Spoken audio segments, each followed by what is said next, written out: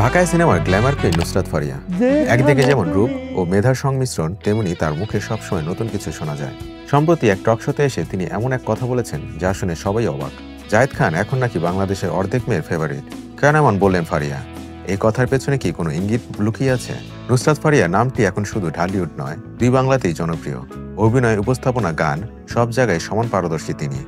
সম্প্রতি তিনি অংশ নিয়েছিলেন কানাডার অনুষ্ঠিত ৩৯তম ফোবানা সম্মেলনে।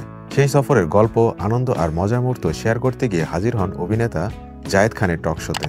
জায়েদ খানের সঙ্গে টক শোতে উপস্থিত ফারিয়া প্রথমে কথা বলেছিলেন তার বিদেশ সফর নিয়ে। হঠাৎ কথা ছলেই বলে ফেললেন এমন এক মন্তব্য, জায়েদ ভাই এখন বাংলাদেশের অর্ধেক মেয়ের ফেভারিট। উপস্থাপক হিসেবে জায়েদ খান তখন হেসে ফেললেন, কিন্তু দর্শকরা থমকে যান।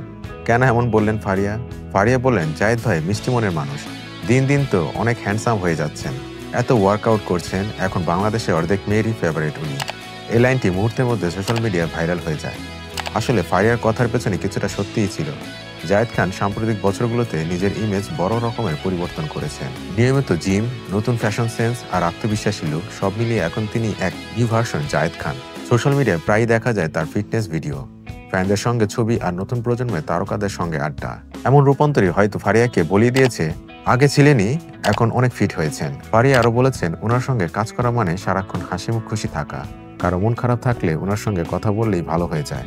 এই বক্তব্যে বোঝা যায় ফারিয়া আর জায়েদের মধ্যে একটি সুন্দর বন্ধুত্বপূর্ণ সম্পর্ক গড়ে উঠেছে।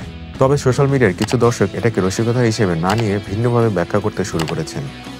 অনেকে বললেন, নুসরাত ফারিয়া কি ইঙ্গিত দিচ্ছেন, নতুন কোনো প্রজেক্টে একসঙ্গে কাজের? ফারিয়ার এই মন্তব্য ঘিরে তৈরি হয়েছে নানান রকম রিয়াকশন। আবার কেউ বলছেন, এই জুটি একসঙ্গে সিনেমা এলে হিট হবেই। টক শোর পর থেকেই জায়েদ ফারিয়া জুটি নিয়ে অনলাইনে আলোচনা শুরু হয়। ইউটিউবের ভিন্ন ক্লিপ, ইনস্টাগ্রাম রিল আর টুইটার পোস্টে ছড়িয়ে পড়ে এই কথোপকথন।